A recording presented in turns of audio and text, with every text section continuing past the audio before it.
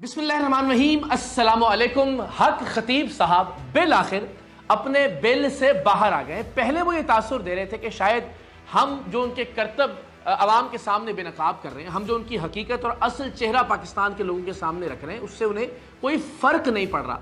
लेकिन अब उन्होंने इस सारे मामले के बाद पहला इंटरव्यू दिया है और उससे ये अंदाज़ा हो रहा है कि उन्हें तकलीफ़ पहुँच रही है और हम उन्हें तकलीफ़ पहुँचाएंगे इसलिए कि वो पाकिस्तान के मजबूर, बेकस, लाचार, बेज़बान और माजूर अफराद को तकलीफ पहुंचा रहे हैं। अपने आस्ताने पर फ्रॉड करके उनसे लाखों रुपए ऐंठ रहे हैं, उनकी तजलील कर रहे हैं, उनकी तज़हीक कर रहे हैं, उनकी तकालीफ में इजाफे का बायस बन रहे हैं। इंशाअल्लाह हम उन तमाम मजबूर और बेबस अफराद का मुकदमा लड़ेंगे और तब तक लड़ेंगे जब तक ये हक खतीब अपने फ्रॉड, जालसाजी, अपने करतबों, शोबदेबाजियों से बाज नहीं आ जाते। तो जनाब, पहला इंटरव्यू हक खतीब का, और उस इंटरव्यू में अल्हम्दुलिल्लाह तकरीबन 100% हमारा मुकदमा तस्लीम कर लिया इस फ्रॉडिये ने, इस जालसाज ने। एक एक करके इस इंटरव्यू का पोस्टमार्टम शुरू करते हैं। तो सबसे पहली तो दरख्वास्त कि ऐसा ही इंटरव्यू आप हमें भी दे देते, ज़रा बहुत ही अच्छे वाले पुरसुकून माहौल के अंदर हमें भी आप ऐसा ही टाइम देते, बजाय इसके कि शोर शराबा, बजाय इसके कि आप हमलावर करवाते अपने चेलों, अपने गुंडों को हम पर।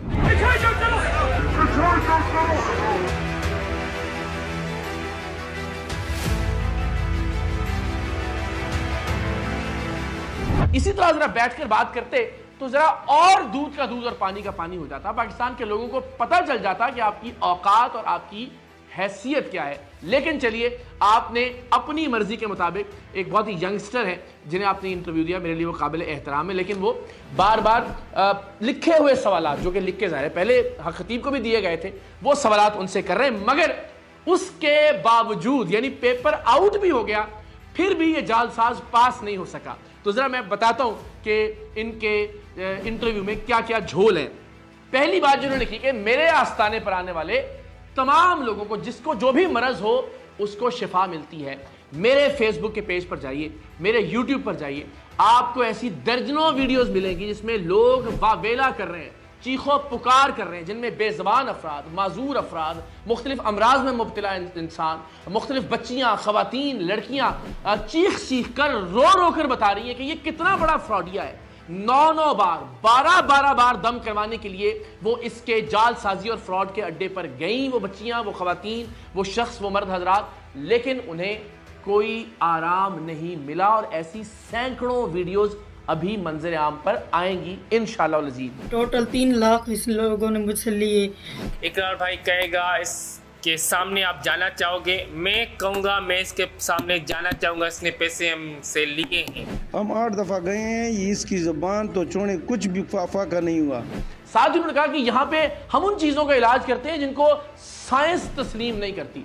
तो आज की इस वीडियो में मैं दावा करता हूँ कि अनकरीब मैं वो हकायक आपके सामने लेकर आऊँगा कि जिनमें ये बात साबित होगी कि हक खतीब खुद रोज़ाना की बुनियाद पर कितनी गोलियाँ खाते हैं मेडिकल वाली, और कितनी दवाएं इस्तेमाल करते हैं, और उन दवाओं में कौन कौन सी नशा आवर दवा शामिल है। और फिर ये कुरान पाक पर हाथ रखकर मेरे उस दावे को जरा झुटलाएं। मैं इंशाअल्लाह अज़ीज़ आने वाले वक्त में ये मंजर आम पर लेकर आऊंगा कि लोगों को डॉक्टरी इलाज से मना करने वाला ये बदबख्त रोजाना की बुनियाद पर खुद 3 वक्त कौन कौन सी और कितनी टैबलेट्स लेता है, ये इंशाअल्लाह अज़ीज़ इंतजार कीजिएगा। दूसरा इनका ये कहना था कि मुंह से सुइयां या आंखों से चैने बरामद करने वाला जो इल्म या अमल है वो मुझे सीना ब सीना मुंतकिल हुआ है। ये अमल नहीं है, ये सीना ब सीना अता है। तो हक खतीब के वालिद मोहतरम से इस तरह का कोई अमल ये खुद साबित कर दें, या उससे पहले अपने सिलसिले के जिन बुजुर्गों का नाम ही लेते हैं कि जो इनको ओन नहीं करते। इस पर भी मैं एक वीलॉग करूंगा कि तसव्वुफ के जिस सिलसिले से ये खुद को जोड़ रहे हैं, वो लोग भी, वो दरगाहें भी, वो मुर्शिद भी, वो पीर भी इस नालायक, नाबलद फ्रॉडिये को अपना हिस्सा मानने के लिए तैयार नहीं है। इसका भी इंतजार कीजिएगा। सबसे अहम बात जिसमें इन्होंने जरा जज्बाती होने की कोशिश की कि जी इकरारुल हसन साहब को चाहिए था कि मैं उनके नाना की खत्म नबूवत की बात कर रहा था, वो कम से कम इसका ख्याल करते। मैंने इसी चीज का ख्याल किया कि आप जैसे फ्रॉडिये और आप जैसे बदबख्त को جو کہ غریب معذور مجبور مریض لوگوں کو لوٹ لوٹ کر اربوں روپے کی جائیداد بنا چکا ہے، ہم یہ اجازت نہیں دے سکتے کہ ہمارے آقا و مولا حضرت محمد مصطفیٰ صلی اللہ علیہ وآلہ وسلم کے نام نامی پر آپ یہ فراڈ کریں، یہ جال سازی کریں۔ یہی پرابلم ہے، یہی دکھ ہے اور یہی تکلیف ہے کہ ہم اپنے آقا کا نام استعمال کرنے کی اجازت نہیں دے سکتے آپ کو فراڈ اور جال سازی کے نام پر۔ جس طرح سے آپ آنکھوں سے چینے برآمد کرتے ہیں، جس طرح سے آپ منہ سے کیلیں نکالتے ہیں، چھریاں نکالتے ہیں، زخموں میں سے تاریں برآمد کرتے ہیں، ہم نے پوری دنیا کے سامنے یہ بات ثابت کی کہ یہ محض ایک کرتب ہے۔ آپ کو اس نقطے سے نہیں ہلنے دیں گے، آپ کو ختم نبوت کی آڑ نہیں لینے دیں گے۔ آپ جتنی بار مرضی ذکر کیجئے، آپ جتنی بار مرضی رو کر دکھائیے، آپ جتنی بار مرضی آنکھوں میں آنسو لے کر آئیں، لیکن پاکستان کے غیور مسلمان آپ کو یہ اجازت نہیں دے سکتے کہ حضرت محمد مصطفیٰ صلی اللہ علیہ وآلہ وسلم آقا دو جہاں کا نام استعمال کریں۔ آپ ختم نبوت کی آڑ لے کر اپنے اربوں روپے کے اثاثے بنائے، جنہیں آپ نے خود اس انٹرویو میں بھی تسلیم کیا۔ 11 ارب روپے کے نہیں ہے، اللہ کرے میں حضور کی ختم نبوت کا کام کر رہا ہوں 1100 کھرب روپے کیوں؟ تو یہ بالکل واضح ہے، معاملہ آپ کے کرتبوں کا ہے، معاملہ آپ کے فراڈ کا ہے۔ جس طرح سے آپ لوٹ مار کر رہے ہیں مظلوم لوگوں کے ساتھ، میں بار بار یہ کہہ چکا کہ کینسر کے مرض میں مبتلا ایسے کئی لوگ موجود ہیں کہ جنہیں انہوں نے کیمو تھراپی سے رکوا دیا اور وہ ایڑیاں رگڑ رگڑ کر مر گئے۔ گردوں کے امراض میں مبتلا ایسے بہت سارے لوگوں کے لواحقین موجود ہیں کہ جن کی ویڈیوز انشاءاللہ منظر عام پر آئیں گی، جنہیں انہوں نے ڈائلسس سے رکوا دیا اور وہ بیچارے بھی تڑپ تڑپ کر اس دنیا سے رخصت ہوئے۔ ایسی بے شمار اور ان لوگوں سے لاکھوں روپے اینٹھے اس بدبخت نے اور اس کے غنڈوں نے، اس کے چیلوں نے۔ تو انشاءاللہ العزیز اس موضوع سے آپ کو نہیں ہٹنے دیں گے کہ آپ یہ جو جال سازی کرتے رہے، آنکھوں سے چینے اور منہ سے کیلیں برآمد کرنے والی، یہ آپ کا قصور ہے۔ اور اس فراڈ کے ہوتے ہوئے آپ کو اجازت نہیں دے سکتے کہ آپ اربوں روپے بھی لوٹیں لوگوں کے ساتھ اور پھر ختم نبوت کی آڑ لے کر مسکین بننے کی بھی کوشش کریں۔ انشاءاللہ ایسا نہیں ہونے دیں گے۔ اور ایک سب سے بڑا فراڈ پیر حق خطیب کا، پہلے ابتدا میں اپنے انٹرویوز میں یہ ثابت کرنے کی کوشش کرتا رہا کہ میں سوتا ہی نہیں، میں 18 سال سے نہیں سویا ہوں، مجھے نیند آتی ہی نہیں ہے۔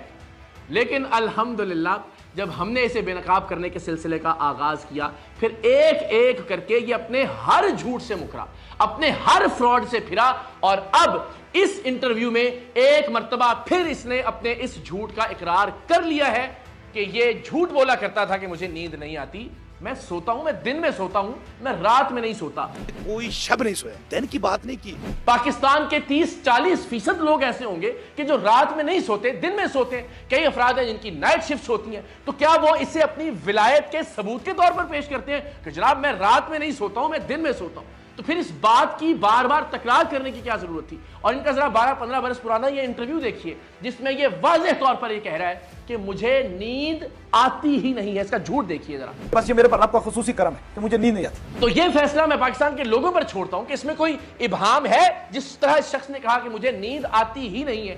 لیکن جب ہم نے اس کو یہ چیلنج دیا کہ آپ 11 دن 25 منٹ جاگ کر دکھا دیں، کیونکہ یہ ورلڈ ریکارڈ ہے کسی بھی انسان کے سب سے زیادہ دیر جاگنے کا، تو اس کے بعد اس کو اندازہ ہوا کہ اس کا جھوٹ پکڑا جائے گا۔ اپنے ہر جھوٹ کو اب یہ تسلیم کر رہا ہے اور انشاءاللہ عزیز یہ بھاگ بھاگ کر، دوڑ دوڑ کر، سسک سسک کر اپنے جھوٹ تسلیم کرے گا، اس لیے کہ اس نے لوگوں کو سسکنے پر مجبور کیا، اس نے مریضوں کا استحصال کیا، اس نے اس ملک کی بیٹیوں کا استحصال کیا، معذور اور بے زبان افراد سے لوٹ مار کی ہے، اور وہ بھی ولایت کے نام پر، تصوف کے نام پر، ختم نبوت کے نام پر۔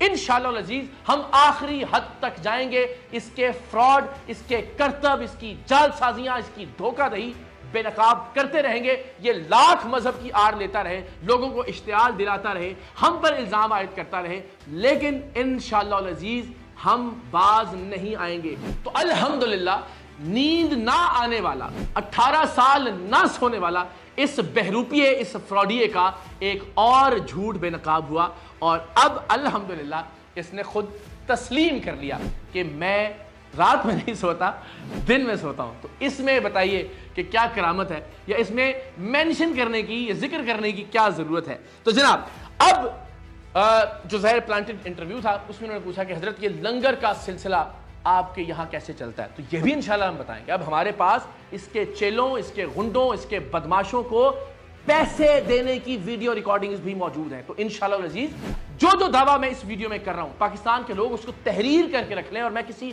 ایک چیز کو بھی منظر عام پر نہ لے کر آ سکوں تو آپ میرا گریبان پکڑیے گا انشاءاللہ العزیز. اب ہم یہ بھی دکھائیں گے کہ یہ دال روٹی لوگوں کو دے کر ان سے لاکھوں کروڑوں روپے انہی کی جیبوں سے نکلوا کر دیگوں کے نام پر کس طرح سے واویلا کرتا ہے کہ جی ہمارے یہاں پہ لنگر چلتا ہے. آپ کا اس کے اندر کیا کردار ہے؟ آپ تو لوگوں سے لاکھوں روپے لے کر ان بیچاروں کو دال روٹی کھلا کے واپس بھیج دیتے ہیں اور الٹیمیٹلی اپنی 11 ارب روپے کی جائیداد بنا لیتے ہیں جس سے آپ نے تسلیم کیا. ذرا دیکھیے کہ جب اس انٹرویو نے سوال کیا حق خطیب سے کہ اقرار الحسن نے آپ کی 11 ارب کی جائیدادوں کی بات کی ہے تو ظاہر ہے چونکہ ہمارے پاس ثبوت موجود ہے اور وہ ثبوت قوم کے سامنے ہم پیش کر چکے جو کہ ناقابل تردید تھے, اس شخص کو ماننا پڑا کہ جی ہاں 11 ارب کی کیا بات ہے, 1100 کھرب ہوں گے ختم نبوت کے نام. اللہ کرے میں حضور کی ختم نبوت کا کام کر رہا ہوں 1100 کھرب روپے کیوں. پر ایک مرتبہ پھر اپنی جائیدادوں کو جسٹیفائی کیا, چھپا آر لی ختم نبوت کی 11 ارب روپے کی اپنی جائیدادوں کو جسٹیفائی کرنے کے لیے. آپ سوچئے ہمارے پاس اس کی 66 جائیدادوں کے دستاویزی ثبوت موجود ہیں, ان میں سے کسی ایک پر ختم نبوت سینٹر قائم نہیں ہوا. تو کتنا بڑا فراڈ یہ کر رہا ہے, اس سے زیادہ بدبختی کیا ہو سکتی ہے کہ آقائے نامدار کے نام پر, آپ کی ختم نبوت کے مقصد کے نام پر ایک شخص لوٹ مار کرتا رہے, جائیدادیں بناتا رہے, اور وہ جائیدادیں کسی ختم نبوت سینٹر کے نام پر نہ ہو, کسی تنظیم کے نام پر نہ ہو, کسی تحریک کے نام پر نہ ہو, کسی مسجد کے نام پر نہ ہو, اس بدبخت کے اپنے نام پر ہو. حق خطیب کے نام پر یہ 66 جائیدادیں موجود ہیں. تو آپ بتائیے کہ اب الحمدللہ جب ہم ثبوت منظر عام پر لے کر آئے تو یہ شخص کہہ رہا ہے کہ ختم نبوت سینٹر کے نام پر, تو انشاءاللہ العزیز یہ ساری جائیدادیں ہم منتقل کروائیں گے اوقاف کے نام پر یا کسی بھی ریاستی ادارے کے نام پر, اور وہ انشاءاللہ العزیز آنے والے وقت میں اس پر ختم نبوت سینٹرز بنوائیں گے. اس نے تو نہیں کرنا تھا یہ, لیکن چلیے الحمدللہ ہم جب منظر عام پر لے کر آئے تو کم سے کم اس نے یہ بات ضرور کرنا شروع کر دی ہے. پھر اس شخص کا یہ کہنا تھا کہ میرا کوئی کاروبار نہیں ہے, میری کوئی دکان نہیں ہے. دیکھیے میری نہ کوئی کاروبار ہے نہ دکان ہے. تو الحمدللہ ہمارا یہ دعویٰ بھی جو اس کے چیلے واویلا کر رہے تھے کہ جناب ان کے اپنے کاروبار ہیں, وراثتی جائیداد ہے, اس کے بھائی باہر سے بھیجتے ہیں, وہ بھی ان کے بردر ان لا ہیں جو برطانیہ میں موجود ہیں, لیکن اب خود تسلیم کیا کہ میرا کوئی اور دھندا نہیں ہے سوائے اس دھندے کے. میں نے مذہب کو دھندا بنا لیا ہے, میں نے ولایت کو کاروبار بنا لیا ہے, میں جال سازی کے ذریعے فراڈ کے ذریعے اپنی دکان چمکا رہا ہوں. تو یہ بھی تسلیم کر لیا اس بدبخت نے کہ اس کے علاوہ جس سے یہ اربوں روپے کی اس کی جائیدادیں بنی ہیں, اور یہ وہ صرف جائیدادیں جو ہم منظر عام پر لے کر آئے, اس کے تاج جو سونے کے زیورات ہیں, اس کی مختلف انگوٹھیاں, اس کی اربوں روپے کی گاڑیاں, ان کا کوئی حساب کتاب نہیں ہے, لیکن اس کا کوئی کاروبار نہیں ہے سوائے مذہب کے کاروبار کے. اس نے مذہب کو دھندا بنا لیا اور اس کے ذریعے اربوں روپے لوگوں سے اینٹھے ہیں. اور وہ لوگ جو پہلے بہت تکالیف میں مبتلا ہیں, وہ مریض جن کے گھر کھانے کے لیے روٹی نہیں ہوتی, اس کے چیلے ڈرا ڈرا کر ان لوگوں سے لنگر کے نام پر لاکھوں روپے اینٹھتے ہیں, جس کے لیے وہ اپنے زیورات, اپنا گھر بار, اپنا سب کچھ بیچنے کے لیے تیار ہو جاتے ہیں. انشاءاللہ العزیز ان لوگوں کا مقدمہ لڑیں گے اور اس شخص کو اس کے منطقی انجام تک پہنچائیں گے. اور آخر میں ہمیشہ کی طرح یہ بھی اور اس کے چیلے ایک اور بات بہت بار کہتے ہیں کہ 21-20 سال سے ہم یہ کام کر رہے ہیں, اقرار الحسن صاحب کو اب یہ خیال کیوں آیا؟ تو یہ بڑی عجیب و غریب سی منطق ہے. اس کی وضاحت میں دے چکا کہ ظاہر ہے جب ہمیں اس کے ٹرکس کا پتہ چلا, جب ہم نے اس کے کرتب سیکھ لیے بہت جد و جہد کے بعد, تب ہم نے اس پر ہاتھ ڈالا تاکہ یہ اب کسی طرح سے راہ فرار اختیار نہ کر سکے. اور یہ کیا لاجک ہے کہ جی میں 20 برس سے فراڈ کر رہا تھا, مجھے اب کیوں پکڑا ہے؟ میں آج سے نہیں بیٹھا ہوں, 21-22-23 سال ہو چکے ہیں. یعنی ایک شخص جو ہیروئن فروخت کر رہا ہو, جو کوکین بیچتا ہو, اسے اگر 20 سال بعد کوئی ادارہ پکڑ لے تو کیا وہ یہ عذر یا جواز پیش کرے گا کہ میں تو 20 سال سے ہیروئن بیچ رہا تھا, میں 20 سال سے کوکین بیچ رہا تھا, مجھے اب گرفتار کیوں کیا گیا؟ تو الحمدللہ آپ کا وقت اب لکھا تھا, اب آپ کے ظلم کی انتہا ہو چکی تھی. جس طرح سے آپ نے لوگوں پر مظالم ڈھائے ہیں, اب آپ کا وقت آخر آن پہنچا ہے. یہ فراڈ اب مزید نہیں چلے گا. میرا مشورہ یہ ہے کہ آپ ختم نبوت کی آڑ لینا بند کر دیجئے. مسئلہ ہے آپ کے فراڈ سے, آپ کے کرتبوں سے, آپ کی جال سازی سے, آپ کی جہالت سے, اور اس کے خلاف ہم آواز بلند کرتے رہیں گے. انشاءاللہ جمعے کے روز 1 مارچ کو ہم اس فراڈیے کے اڈے پر جانے کی تاریخ کا اعلان کر رہے ہیں, اور وہ تاریخ انشاءاللہ پاکستان کی تاریخ میں یاد رکھی جائے گی کہ ایک مہا فراڈیا, ایک میگا دغا باز کس طرح سے اپنے انجام کو پہنچا، اور انشاءاللہ ہم مجبور لوگوں کو، ہم مریضوں کو، ہم غریبوں کو اس کے مظالم سے نجات دلا کر ہی دم لیں گے انشاءاللہ۔